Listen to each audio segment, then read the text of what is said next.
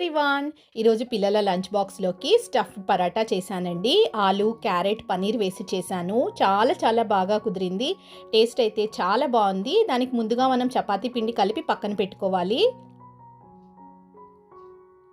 ఇప్పుడు next stuffing ready చేసుకుందాము. ఉడికించిన ఆలుగడ్డ 1 కప్ తీసుకున్నాను. 1/2 కప్ క్యారెట్ తురుము, 1/2 కప్ పన్నీర్ తురుము వేసుకున్నాను. ఒక చిన్న ఆనియన్ వేసాను, పచ్చిమిర్చి. ఇప్పుడు కొంచెం కారము, పసుపు, ధనియాల పొడి, సాల్ట్ వేసుకోవాలి. 1/2 స్పూన్ గరం మసాలా వేసాను, కొంచెం వాము వేసాను, కొంచెం కసూరి మేతి వేసి కొత్తిమీర వేసుకొని చక్కగా అంతా కలుపుకోవాలి.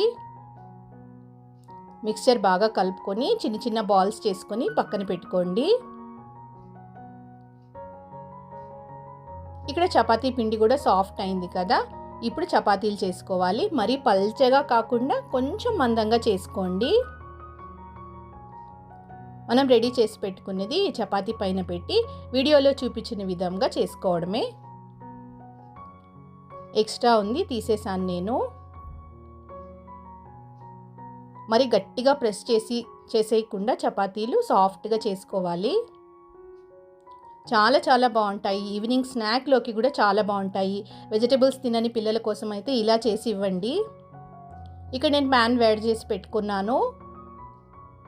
కొంచెం నెయ్యి రాసేసి ఒక్కొక్కటిగా వేయించేసుకోవడమే.